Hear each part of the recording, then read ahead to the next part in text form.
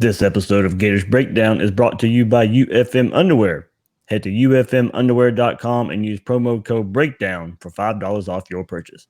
UFM Underwear, support your manhood. And also brought to you by MyBookie, where you can double your first deposit. Head to mybookie.ag and use promo code Gators to activate the offer. Bet, win, get paid at MyBookie. The Gators Breakdown podcast is ready to go. I'm your host, David Waters, and you can find me on Twitter at GatorDave_SCC. Just walked in the door about an hour ago from Columbia, South Carolina, but ready to get Gators Breakdown out there for you guys after Florida's 38-27 victory over South Carolina. And joining me for this episode, for the review episode, is Will Sammon from The Athletic. Will, man, are you dry yet? I'm dry. It's actually like really nice in Gainesville, but South Carolina, particularly Columbia, was not very nice weather at all. It was very rainy, and I actually felt pretty good there. And then right when I get home, though, like my allergies started to really act up. So, man, can't have it both ways, I guess. No, yeah, guys, if you're watching this on YouTube, that's why no camera for Will today. I know exactly how he feels. Last Wednesday, I had to, punt a little bit in some coverage because my allergies were kicking my tail as well. So if you're on the YouTube version, you'll get the scoreboard. Gators 38, Gamecocks 27 up when Will is talking. But Will, man, I can't thank you enough, for joining me and kind of fighting through this there. And also shout out to my wife's side of the family, my wife's Kaylee and her stepbrother Joseph and CJ, her side of the family for hooking us up with some great tickets there for the game. So a lot of fun there in Columbia, and even though the rain was there, we fought through it and had a lot of fun though. So we'll get to breaking down this game, but before we do, remember you can find Gators Breakdown on news4jax.com/Gators Breakdown. You'll find all the Gators Breakdown episodes as well as articles from the News4Jax sports team. Also listen on Apple Podcasts, Google Podcasts, Spotify, and YouTube. When using those services, please share, rate, and review the show. And on social media, follow Gators Breakdown on Twitter and Facebook at Gators Breakdown. And don't forget, every week, a News4Jax exclusive, Talking with Troop. Former Gators tight end Ben Troop joins me once a week this season and gives his spiel on the Gators like only he can. And that's every week exclusively on news4jax.com/Gators Breakdown. So, well, yeah, we discussed it, we wondered where this team would be physically, mentally, and the Gators are coming off two big headlining games heading into Columbia this weekend. Also beat up as well. We figured Jabari Zuniga and Jonathan Grenard weren't going to suit up, and it was announced about an hour before kickoff that tandem would not go. The weather was, dreary, wet and dreary. The Gamecocks were coming off their big win versus Georgia. And their quarterback, Ryan Helinski, ended up starting and playing the entire game to the surprise of many. Will, this had all the makings of a trap game for Florida. Florida, played into it with giving up an opening touchdown drive and then a 3-and-out on offense. And then the rain-soaked Williams-Brice Stadium was sandstorming it up at the time. But the Gators kept fighting and just found another way to win games like these. Yeah, definitely. And I know Kyle Trask said that the weather and the rain didn't necessarily impact his ability to throw the ball accurately, but it wasn't really his best first half of the season, to put it that way. He's had better performances in the start of games, so I don't know if it had an issue or what, but he was rushing a little bit. That's the way Dan Mullen explained it to me, at least, after the game, was Kyle Trask was rushing through his reads, and therefore we saw him sort of make some early decisions, maybe some premature decisions even, with who he was throwing the ball to on certain downs, but he cleaned that up. He improved that as the game went on, especially in the fourth quarter, where he really came alive and really showed some poise again, which has really been his MO so far this season. And the defense, they made a play after South Carolina was running the ball through them at will. They finally stepped up and made a play on that strip sack from Zach Carter with the recovery from Kyrie Campbell. So it all came together. Was not as pristine as some Florida fans would want it to be, or at least probably all Florida fans would want it to be. But I'm going to say something that maybe people don't want to hear, but South Carolina is a pretty decent team. I Yeah. thought that they played really well. I really like their defense, and their running attack is really no joke. They have a firm idea of what they want to accomplish, and they were able to do that against the Gators defense. But all in all, you like the resolve that Florida showed. And again, it wasn't pristine, but they got the job done, and they showed you enough to make you think that this is a team that is firmly capable of winning the SEC East and perhaps going even beyond that. Yeah, South Carolina is definitely an improving team here as the season goes on. And Will, you're right, man. Mullen mentioned that focus really wasn't there early on, and that bled over from the Gators not really having a great week of practice. I heard him say as well after the LSU loss, and we know we talked about it coming into this game. It's hard to get up 3 games in a row, and the Gators found a way not playing their best. And Mullen said, "quote We started really sloppy with execution, and not just that, we didn't block." But guys running the wrong direction, getting the wrong signal, running the wrong plays. That was kind of disappointing.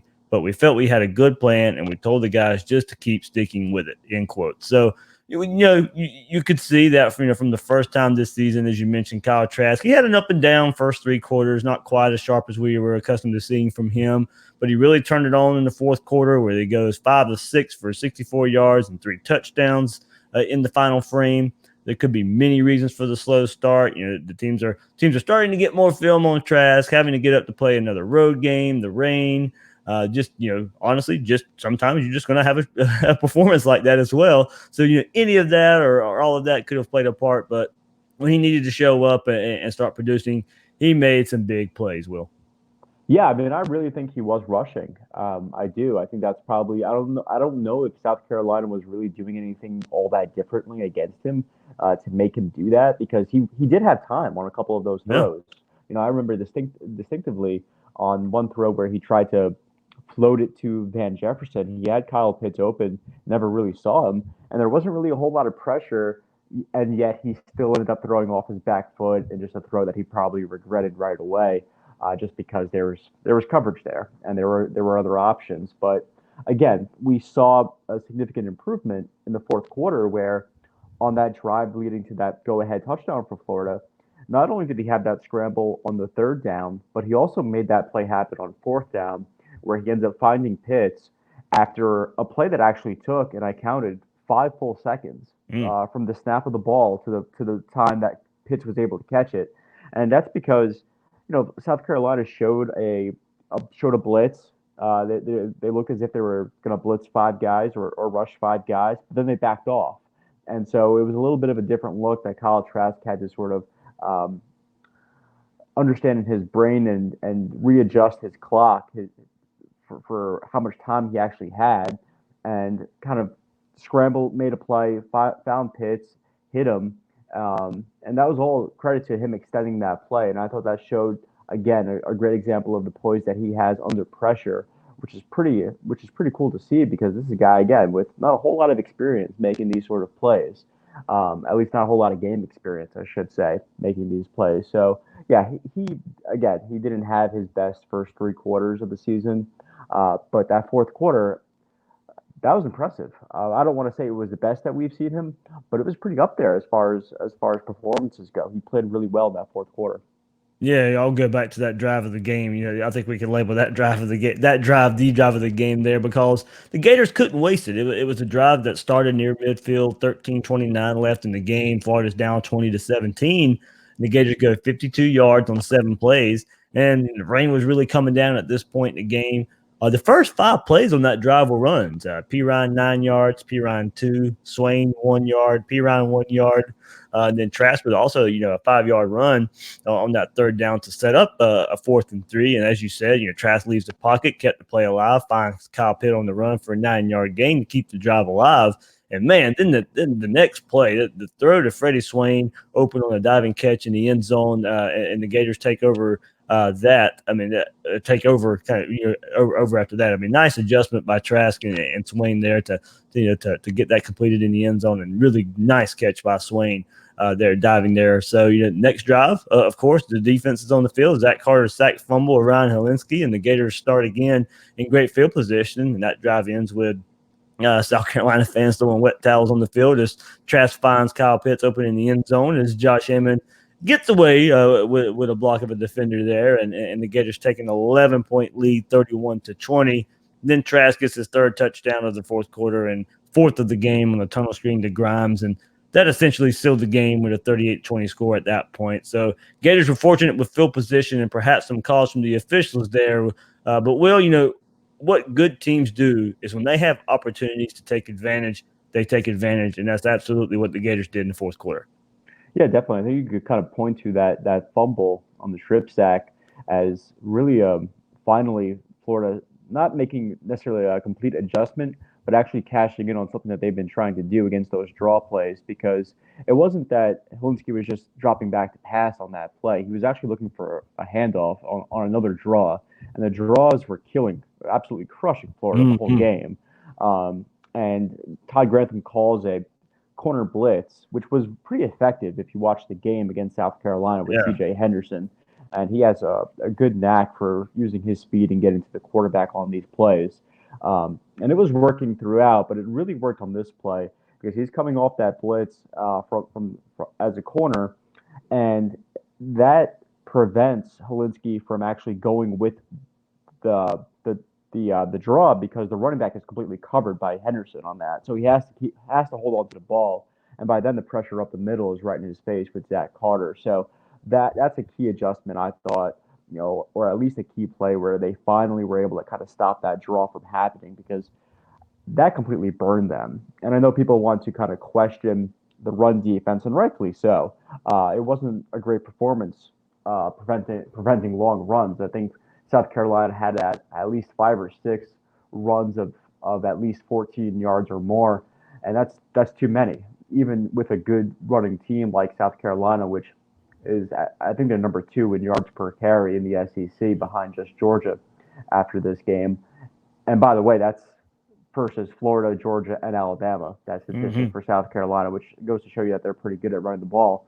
But the run defense wasn't great, but I give South Carolina credit because yes, Florida was without 2 of their best defenders in Jabari Zuniga and Jonathan Grenard, and that mattered. But South Carolina really schemed it up well. They were pooling guards completely, um, creating a numbers advantage in their favor while doing so on a number of plays. And when they weren't doing that, they were running these draw plays on some weird downs. I think it was like a third and long where they ended up with a touchdown on that play. And I don't think anybody really saw that coming on Florida's side. If you look at the play, they look a little bit off guard by it. And it was a great design, great call at the time. So for me, I look at it as yeah, there were a handful of times where the linebackers for Florida were just not in the right fits, and they made some premature decisions on where to go after the snap. But South Carolina also was very, very astute in their play calls and their design, so I give them some credit as well.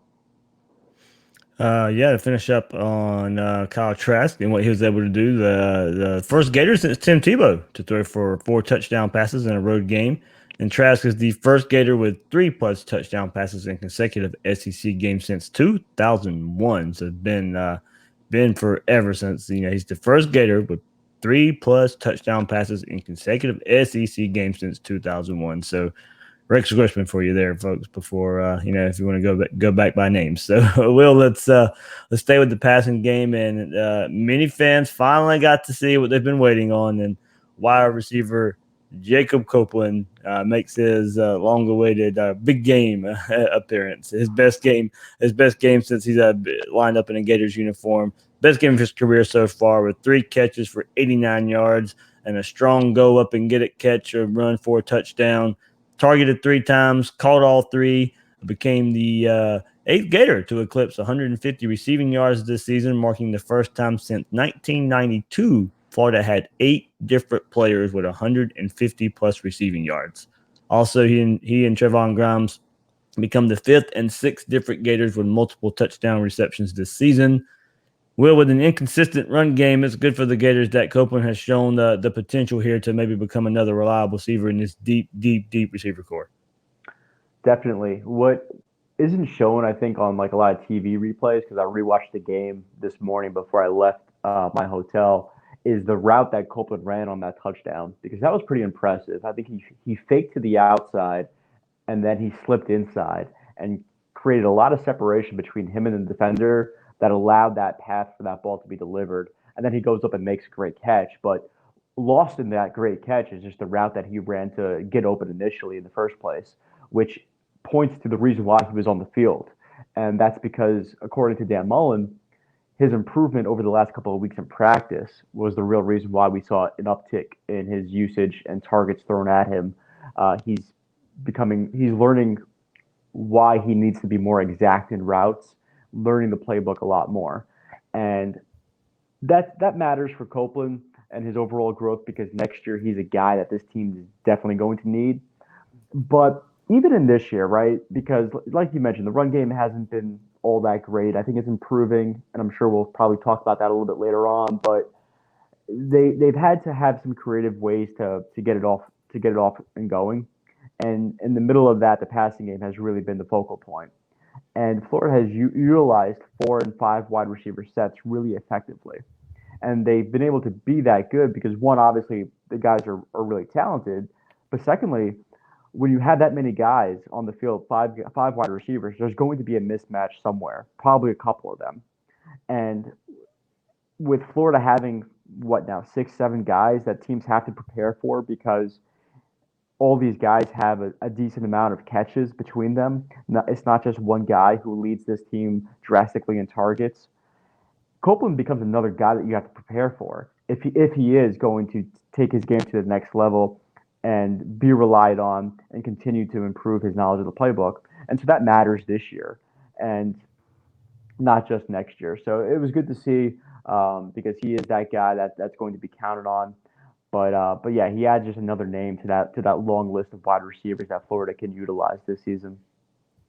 And another player Florida's been eager to see, and he comes back after getting injured versus Auburn, and more than likely concussion. There didn't ever really get too much word on that, but of course he didn't play last week. But Damien Pierce, 75-yard touchdown run was the third of the season of at least 75 yards for the Gator, and kind of crazy that sets a single season school record for the Gators of 3 runs of 75 yards or more of at least 75 yards. So Michael Piron's 88-yard run versus Auburn, Josh Hammond's 76-yard touchdown run at Kentucky. So entering yesterday's game, Memphis was the only FBS team with 3 rushing plays of 75-plus yards, and the Gators joined them after this game. So, Will, you kind of alluded to it. We may be seeing this run game figure things out a little more. Still nowhere where it needs to be consistency wise, and big runs will help make that look better on the surface. And there are signs of improvement to get some,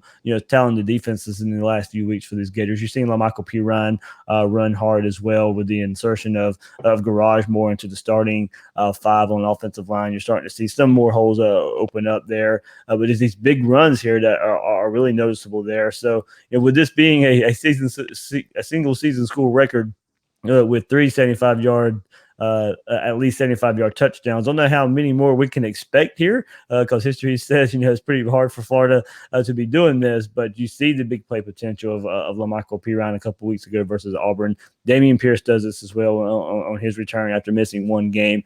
And that's the kind of run we saw early from Damien Pierce last year when he was getting on the field late in games is, hey, can he do this versus defense that aren't so tired or having to play catch up here? And when the game, it's a close game there in Columbia and Florida needed a big play. Florida needed to keep up with what South Carolina was showing. Is Damien Pierce hitting a 75-yard run. Yeah, for sure. You nailed it there. A lot of times his runs last year, the gripe about it, not necessarily gripe, but if you wanted to kind of nitpick or kind of second guess or be a little bit, I don't want to say concerned, but just, kind of just question like, how good is this guy? It was because it was in garbage time, a lot of his action. But this was certainly far from that. This was when it mattered and he delivered. And he's explosive, man. He's an explosive player. He runs hard. He's a very physical guy. And like LaMichael Piron, he runs tough too. I mean, he breaks yards. He's not afraid. Breaks tackles. He's not afraid of contact. Racks up a lot of yards after contact. So it was good to see. And it definitely does highlight that big play potential. But not only that, and I know Brett Heggie made a nice block on the pool on that play to kind of help create a lane for Pierce to hit. But not only that, but I actually liked a lot of their short yardage situations too in the running game because South Carolina, I don't know how many people know this, but on third and say third and three, third and short situations when teams run the ball, they're the best team in the SEC at defending it. Statistically, I think they were at like something like 1.1 yards per attempt on that. Like they were dynamite heading into this game, and three times Florida had runs on third and two or less, and they converted on all three. They had runs of 4, 2, and 4 yards. And previously, heading into this game, those were runs where Florida was getting stuffed at the line, if you Mm-hmm. remember correctly. Like that was a big issue. And so it was super sort of naughty issue here to bring up.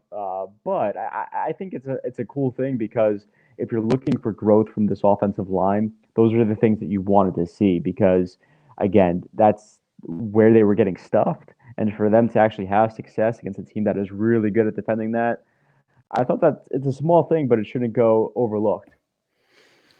Well, another thing that entered my mind here. Yeah, and of course, it was very limited in what we saw, especially after he got a lot of snaps at LSU with the lack of Emory Jones in these. You said short yardage situations, parts where you thought maybe he could have been in. Especially with Kyle Trask inconsistent in the first three quarters there, and trying to maybe just get this run game going better as well. Were you kind of surprised after we saw him a good bit versus LSU, another road game? Here that we didn't see Emory Jones. But I don't know if weather played into it or what. We get the one snap in the game, but not much from it from the Emory Jones side in this game. No, and Dan Mullen was asked about that, saying that Brian Johnson was on the headset a couple of times, just saying, "Hey, Emery's ready to go. We have some plays and some plans for him." I think because of Florida's sloppiness in that first quarter, particularly Mm-hmm. where they had that first series that just was just gross. I mean, they had like you mentioned earlier, they had the missed assignments. I think there was a drop, there was an overthrow, there was some miscommunication. It was bad, and so I think that got him a little bit out of rhythm with what they were trying to do, or at least what the game plan may have been, as far as this play, that play, and so on, as far as the script went. And I think the rain may have been a little bit to it as well, because I think what we've seen from Dan Mullen with his usage of Emory Jones is it's very much by design a lot of these Mm-hmm. times, right? Like he's stepping in there, there's a certain package, there's a certain look that he's going against, and it's been pretty effective for the most part. And we didn't see it in this game, and I was a little bit surprised by that, just because it's worked pretty well, I think, the two QB system, or as well as it probably could. And he has been a factor in the running game. He was averaging a good amount of yards, more than the running backs per carry. So I was a little bit surprised by it, but I suspect to see him against Georgia. I suspect to see him in the remaining games as well. I think this was more of an anomaly than anything. I agree with you there. I don't think it's too much to look into or anything, especially because we saw him so much versus LSU. So I do agree. I expect to see him more there. So we'll move to the defensive side of the ball. But before we do, whether you want to make a national title bet or wager on this weekend's game, my bookie has you covered. My bookie is always the right play. You bet, you win, they pay. Have some fun with betting this season. My bookie lets you bet on which college coaches will get fired, who will make the college football playoff, or win the Heisman Trophy. You can even bet on halftime lines and live odds. If by the second half it looks like your bet is going to lose, you can always just take the other side. And my bookie also allows you to bet on FBS versus FCS games. So right now, double your first deposit at my bookie. Use promo code Gators to activate the offer. Visit MyBookie online today at mybookie.ag. That's mybookie.ag. And don't forget to use the promo code Gators when creating your account to claim the bonus. Bet, win, get paid at MyBookie. And guys, you have got to try UFM underwear. Underwear for Men is the only brand of men's underwear that offers both isolation and support, all while keeping you cool. Unlike other pouch underwear brands that have thin mesh panels or pre-sized pouches, Underwear for Men's patent pending design prevents skin-on-skin contact and eliminates chafing. Underwear for Men is a state of Florida company and has you covered no matter the activity. Everyday underwear, athletic underwear, work underwear, or medical underwear, Underwear for men is made for it all. Try your pair now. Head to ufmunderwear.com and use promo code BREAKDOWN to get $5 off your pair of UFM underwear. UFM underwear. Support your manhood.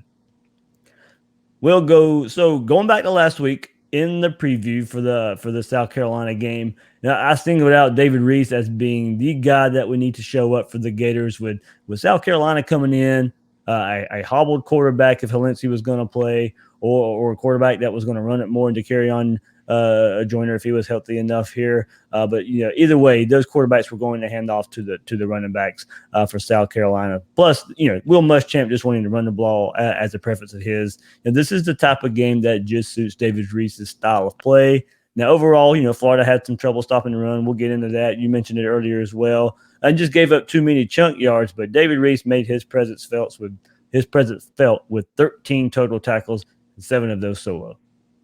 Yeah, he had a great game, and I think he's just a tackle machine out there. He's not perfect in pass coverage. I think we've outlined that a couple of times this year, but he is really good at helping at that second level. And a lot of those times on those draws, one time in particular that I'll mention, they called a draw play, and it really worked because David Reese was defending a wide receiver, and so he was on the left side, and that wide receiver went out for a route, taking David Reese pretty much into the secondary, and then they call that draw play and they run right to the left side. So that pretty much eliminates David Reese. So and it went for a long gain for South Carolina, and that was a product of eliminating Reese from that play. So that goes to show you the respect that they have, and just knowing that he's the guy who helps prevent those runs from really bursting into huge plays more often than not by his help at the second level. But the Gators definitely needed more of that, though. I think that, I think Ventrell Miller, they could have used him to step up a little bit more at times to help prevent those runs at the second level.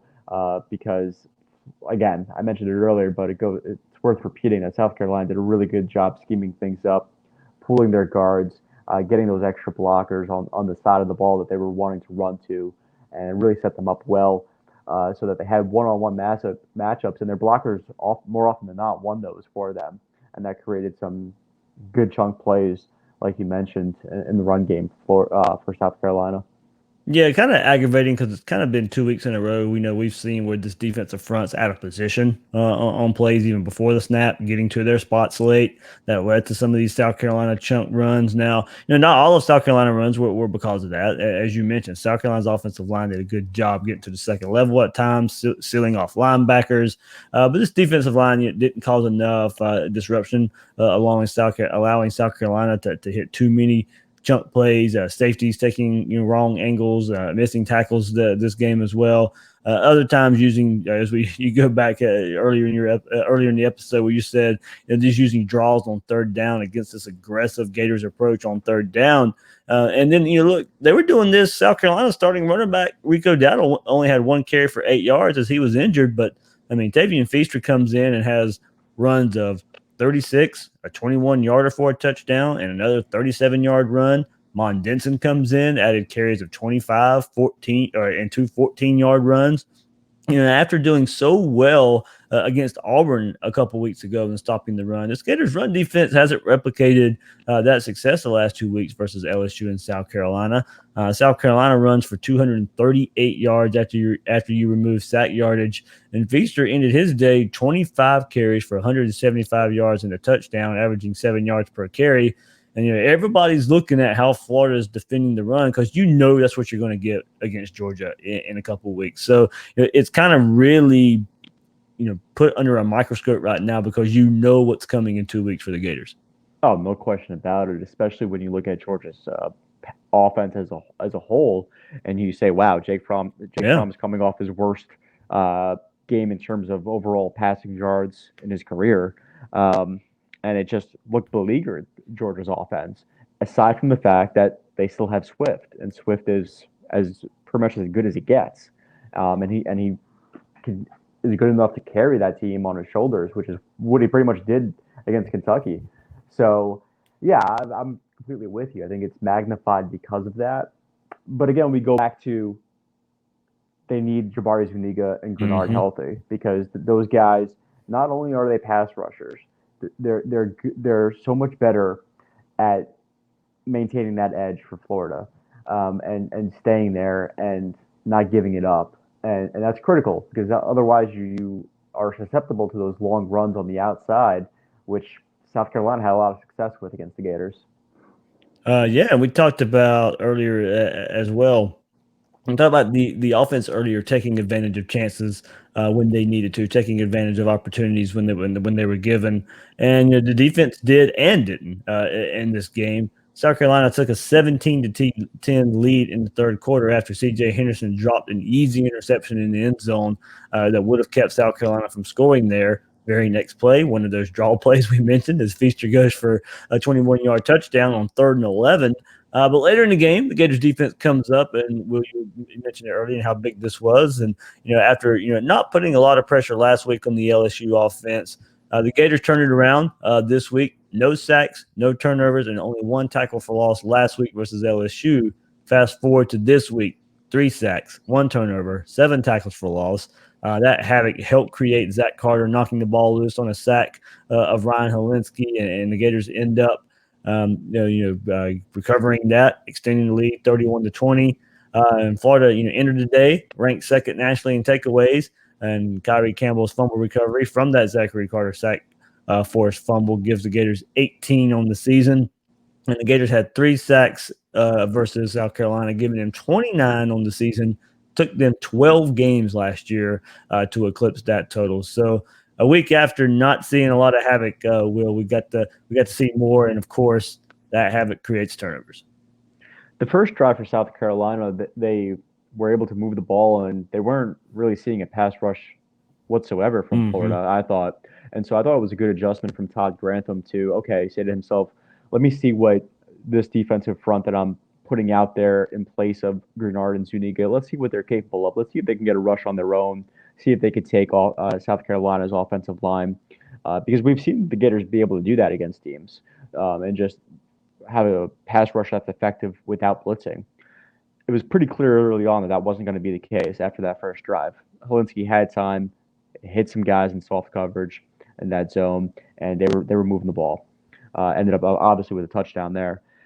So he makes the adjustment, starts blitzing more, particularly on third downs. We see most of the time at least 5 guys being sent, whether it was David Reese or Trey Dean, whoever it was. A lot of times they were coming home on the blitz too, and they were hitting it, or at least they were making Helinski aware that it was coming, and that rushed him a little bit. And so he was very ineffective on those passing downs and led to pretty much a pretty poor statistical line where he didn't really hit a whole lot of big plays in the passing game at all. Missed some missed, I don't want to say open guys, but missed one-on-one coverage at least, and a lot of that was because there was a pass rush there. And so while it may not have been a huge number of sacks or tackles for loss or whatever, it was very evident that it was part of the game that, or part of the reason why Florida was able to win was because of that adjustment was made, I thought.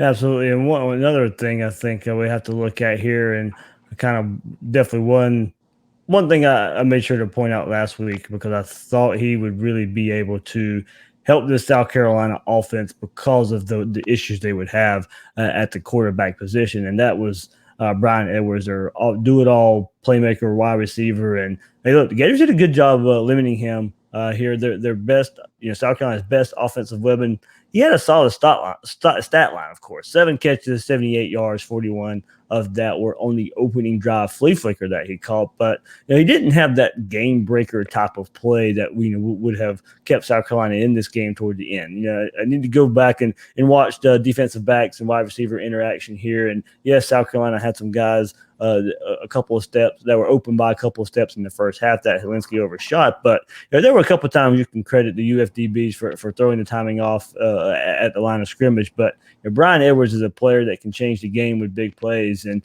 we didn't see it in those 7 targets. No, we didn't. And you kind of touched on it there, but C.J. Henderson, I thought had one of his better games of the season. He had a nice pass breakup. I mentioned earlier that he was pretty effective as a blitzer, but he also had that pass breakup, made some nice tackles. He had a sound game.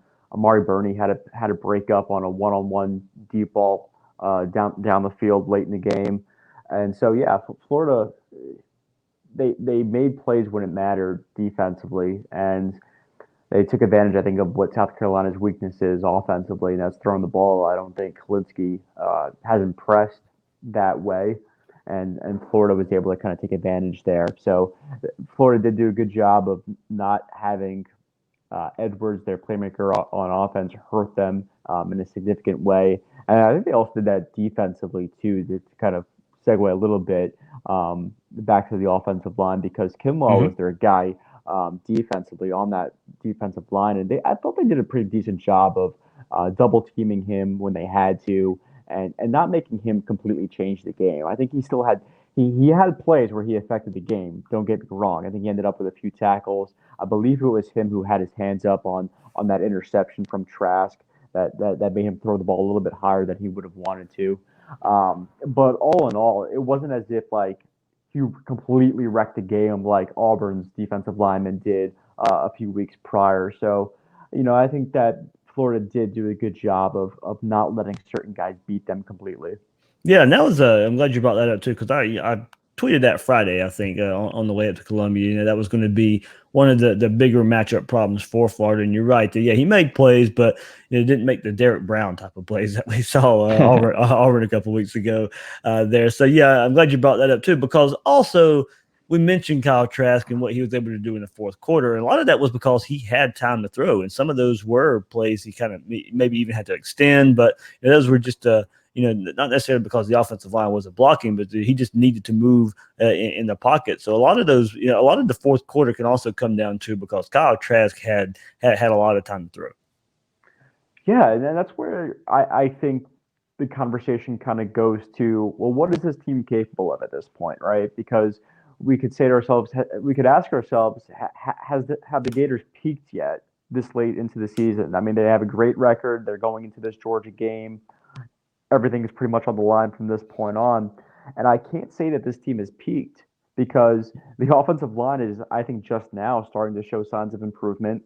And this defense has not been at full health at all pretty Mm-hmm. much this whole year. So I can't make the argument that they've peaked. And in fact, I could say that they haven't because of those two reasons I've outlined, plus the fact that Kyle Trask is, I think, steadily developing. I don't want to say he's completely improving from one game to the next, but he is steadily developing and showing signs each week that he is a competent quarterback in the SEC, which is pretty cool to see.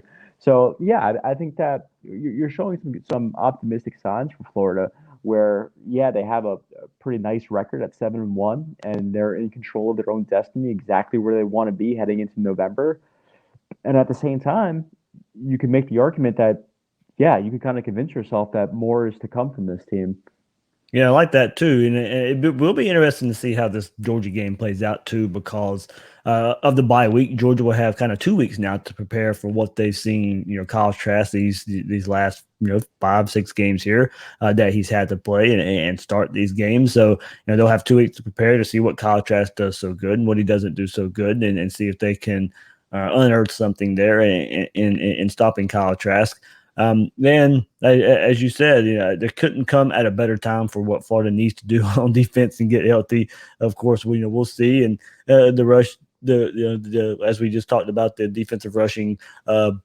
Stopping the run, there has been some issues there. So I don't think the bye week could come at a better time for Florida right now. And as you said, of course, it's going to be 2 weeks of focusing on Georgia. I know the players talked about it last week, or last night, kind of discussing their minds always on Georgia, but now you get 2 weeks of it. I know Mullen's going to give them a couple of days off for the bye week, and mentally, good for their mental state of mind to get a little break right now going into this season. I mean, we just called Auburn, LSU, and South Carolina the start of the season defining stretch. Well, now you can kind of stretch that now to go even further, or even start a new season defining stretch versus Georgia because of what everything in Jacksonville that's coming up in 2 weeks of maybe this is starting the season defining stretch of what could come beyond that.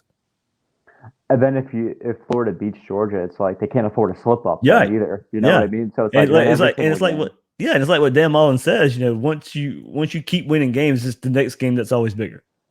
Exactly. And what I like about Florida is that they play up the significance of these games. They don't downplay it because that's something that I can never really understand Yeah. because it's so obvious and it's like why can't you just sort of say what everybody else is saying? You know what I mean? It's like come on, like so stop downplaying this because it is huge and you know it. And Florida doesn't do that. They don't shy away from it. Dan Mullen doesn't shy away from it, and his players don't either. They know the significance of this game. I mean, come on.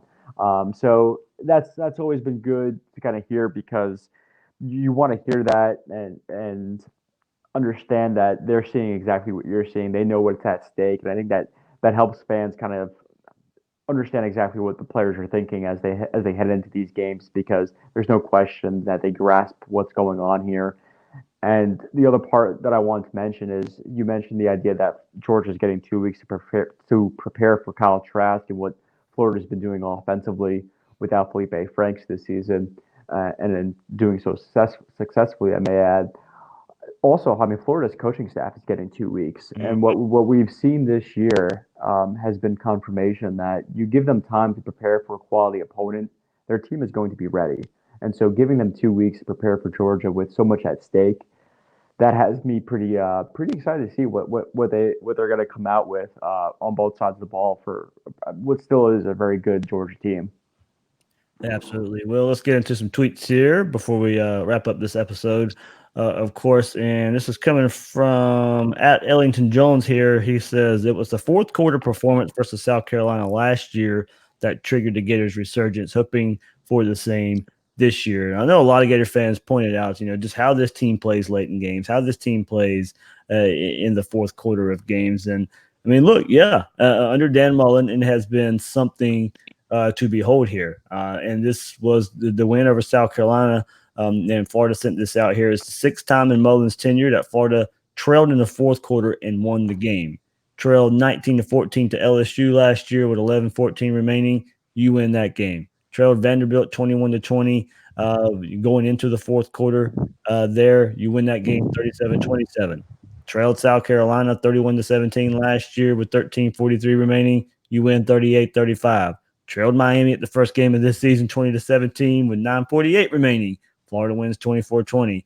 Kentucky, you're trailing in that game 21-10. We all remember that one. Come back and win 29-21. So, well, it is no mistake there, whether it be, of course, actually, no, not whether it be. It is a combination of Dan Mullen and what he's able to do, Nick Savage and he's able to do, his strength and conditioning, this defense showing up in clutch situations as well. And this game, there's some close games in the fourth quarter. You feel pretty comfortable about Dan Mullen pulling those out.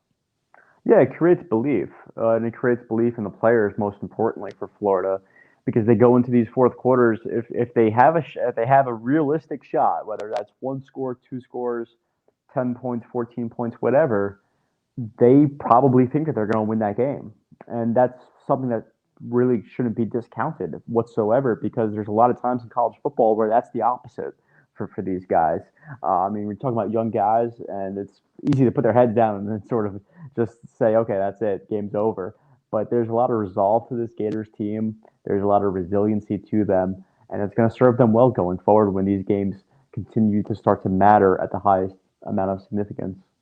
Yep. So right now, Florida has outscored its opponents um, 85-21 in the fourth quarter this year, and 147-55 in the second half of games this year. So, all right, some more tweets here from so interesting, Will. And we knew we were going to get into this. We didn't mention it. I didn't mention it too much before this, but these next two comments, of course. So from Alexander Alza says, not a good look for the officials. Hopefully, no lingering injuries after this game. Recovery and prepare for the remaining schedule. And thank you, Vanderbilt. So that's in relation. We'll get into scores here, but Vanderbilt beating Missouri here, making this Florida Georgia game even bigger. And also Dylan Young at JD Young 843 also says, look, the rest were truly awful, no doubt about it.